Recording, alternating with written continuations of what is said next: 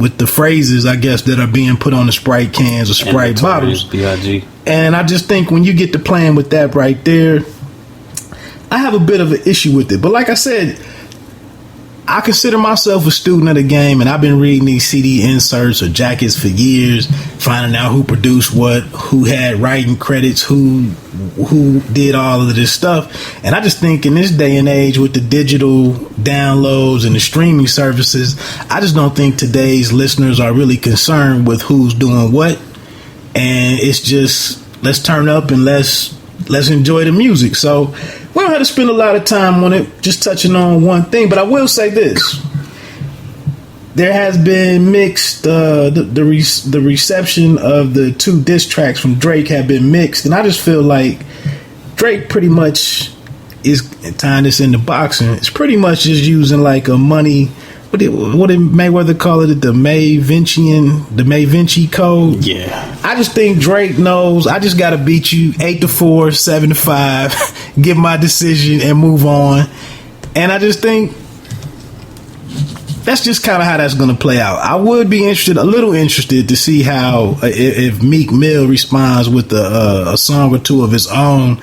But like I said, the whole thing just stemmed from the fact that after getting a feature on, and I think it's Dreams Worth More Than Money is Meek's new album. Yes. I guess after getting a feature on there, he was just upset that when the album actually released, Drake didn't take the time to tweet out, check out Meek's album. So once again, moving on, before we do get into the boxing lineup that we have, looking at recent streams, people trying to complete these Grand Slams or holding all of the majors in golf or the Triple Crown.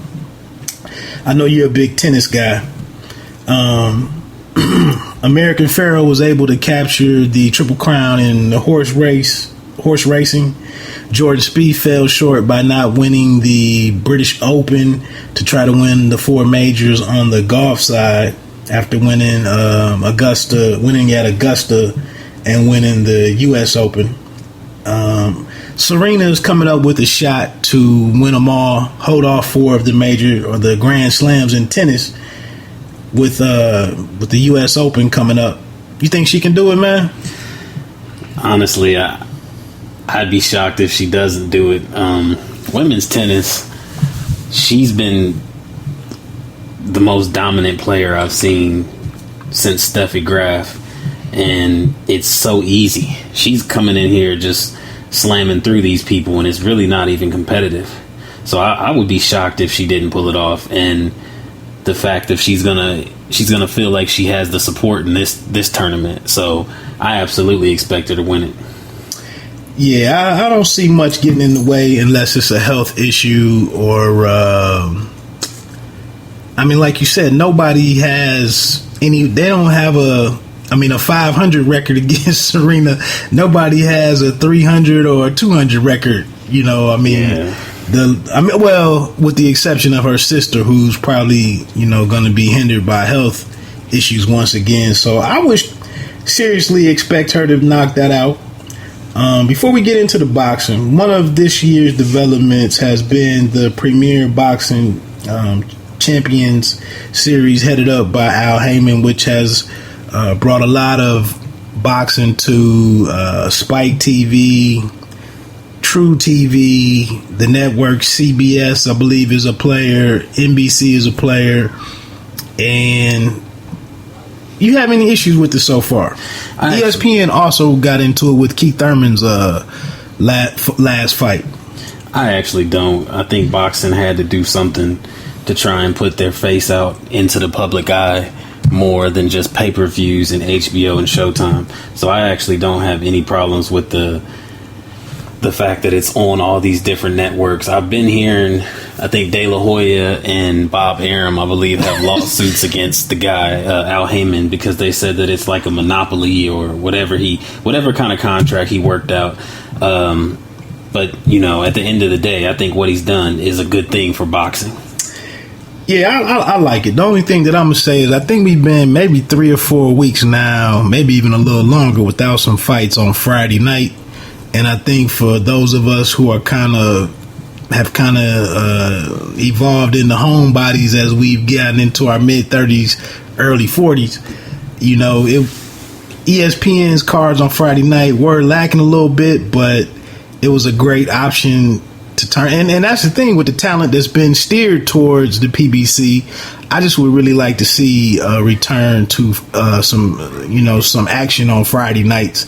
But I know, you know, it's still being developed. With that said, we're gonna take a quick break and get into this our lineup of boxing topics. We got about maybe 6 or 7, depending on how much time we have.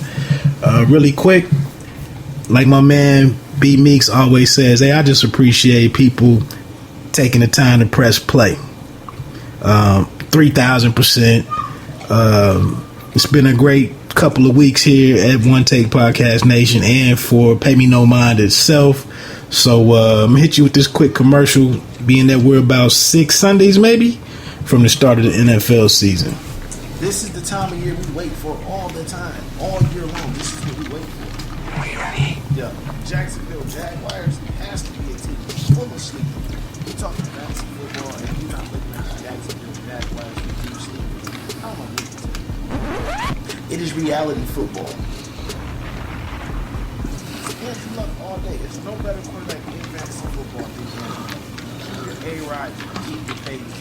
Give me luck. I want the touchdowns, the rushing touchdowns. Give me luck. If you're watching football and not playing fantasy football, then you're not watching football because it's no longer fantasy. It's reality.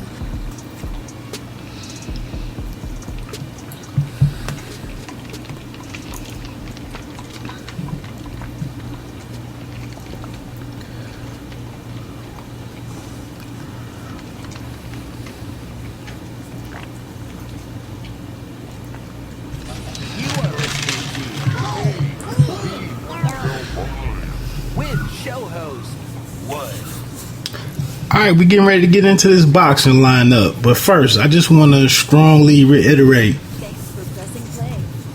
That's right. I appreciate that so much. It means so much. Everybody, if you do like an episode, please take a moment and go on and hit that like button, share it, or, get in contact with me on Twitter or Facebook. Reginald Woodson on Facebook. You can hit me on Twitter at E_pluribus_wood. You know, I love to chop it up with you, in depth on anything that's brought up on Pay Me No Mind. So really quickly, man, last week we had the number 7 pound for pound boxer in the world, according to Ring Magazine. Sergey Kovalev had a 3-round knockout of Najib-Muhammadi, I believe, in the light heavyweight division. I didn't see the fight, man. I did watch the knockout. I really didn't expect that to go too long. I'll just say that I'm really just hoping that Adonis Stevenson, who has a fight scheduled, I just hope he would settle down and go on and make this fight happen so that one of the storylines in boxing can be brought to a conclusion. Any thoughts on Kovalev's fight or the potential fight with Stevenson? Also throwing it out there that Andre Ward is rumored to be strongly pursuing a fight with Kovalev. I watched the fight. It was a typical Kovalev fight. He was stronger. He looked a lot bigger. It said on the measurements that he was the same height. But Muhammadi, I don't know. His whole style to me was a guy that didn't want to be in the fight. You know, that backstory of the trainer. Muhammadi had the trainer that started with Kovalev, so Kovalev said that trainer talked some stuff about him, and it just was a typical Kovalev fight. The minute he landed the first serious punch, I felt like the guy was out of it. Right. Like I said, I didn't get what was the height difference? They said they were same size. Oh, same both size. 6 feet or 6'1" in that, but that's what they said. But when they stood next to each other, I gave Kovalev maybe an inch or two, and then the guy fought really low, so it just looked like he was a much smaller fighter, and it was like a 3 or 4 inch reach disadvantage. So, and the guy was a counter puncher. It was just a bad, I don't know, you got to sell fights. Like I said with Floyd, he finds a way to make a fight seem like it's a possibility that there could be an upset. they tried to sell this fight talking about the guy's ability to box, and then they said he's been knocked out twice with right hands. Well, that wraps it up. Yeah, right once there. you heard that, you knew the fight was over. Well, what's your thoughts? I mean, you more a favor of Kovalev going after Stevenson, or them agreeing to fight each other, or would you much rather see an Andre Ward Kovalev fight? I will just say that, in my opinion, Andre Ward is a thinner guy, and he just looks really, only to be one division away from Kovalev, he just looks a lot smaller to me, and I would just be a little concerned about Ward in that fight. That's just me. The difference in Ward and these other guys, I think Ward is a whole nother level of tactical. He is that, and that I think changes the fight a lot. However, I will say I think Kovalev is a different level puncher. So I don't know. I've seen Ward fights on the inside against guys that I didn't think he was going to fight that way against on the inside. I've seen him go on the outside and box people. But my biggest question with Ward is, you've been gone all this time with injuries. It's a gamble to me to take that fight right off of an injury. Well, he came back and had his tune-up a few weeks ago. But against the level, right? A placeholder. Exactly. That's a sparring partner without the pads on. And now you're going to jump in there and fight Kovalev. And it's at he's a big guy that's carried that weight his whole career. And I know it's only one weight class, but we've seen guys, Adrian Broner jumped 2 weight classes and he couldn't even wobble a fighter, and I just don't know. I think it's a big difference. So there was the undercard they were talking about if the guy from Vancouver that he fought and knocked out, Roy Jones was in his corner. John. Oh yeah. I can't think of his last name right now. He fought and he lost to a guy from Cuba, and the guy from Cuba is undefeated. Gonzalez, and they're trying to say that he might have put his name in the drawing to get that match. I will say this about Stevenson: with all the media hype, you're from a boxing town. You had all those good fights that year. When they stepped up and said, Sergey is viewed as the people's number one at this division. You're the belt holder at this division. What do you think about the fight? And the man said, I want Bernard Hopkins. That tells me a lot about Stevenson. And I, in my opinion, he's already lost the mental part of the fight. So I say go fight the other guys and make Stevenson have to come get it because there's nobody else left. Stevenson is 38 years old too. And I believe Kovalev, maybe 30. I want to say 30, yeah.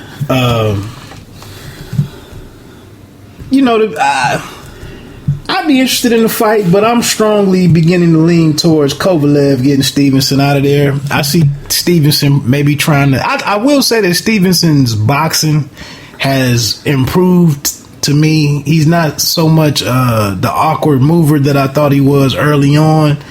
But, yeah, he's definitely tried to just bide his time in that division. And, I think after this fight right here, it's time to handle your business and get off of the pot. I do think Ward is smart enough to fight Kovalev. One of the more, probably next to Floyd, one of your better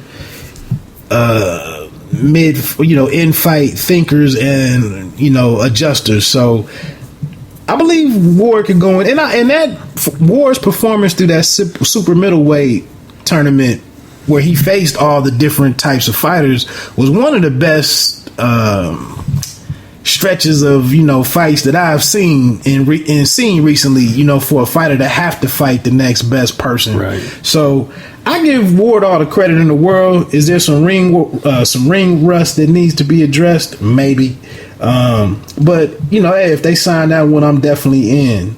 And I give Ward a lot of credit if he's actually pursuing that fight, because it seems like Triple G would be a better option. Well, and that's what I was going to say about that is his name surrounding all the really dangerous fighters with what I'm seeing right now, because that's the other name is they're saying with the Triple G, and he's kind of been calling him out too. So I don't see a problem with it, and I would definitely want to see it. I think it would be one of the bigger fights that they could sign in the next year.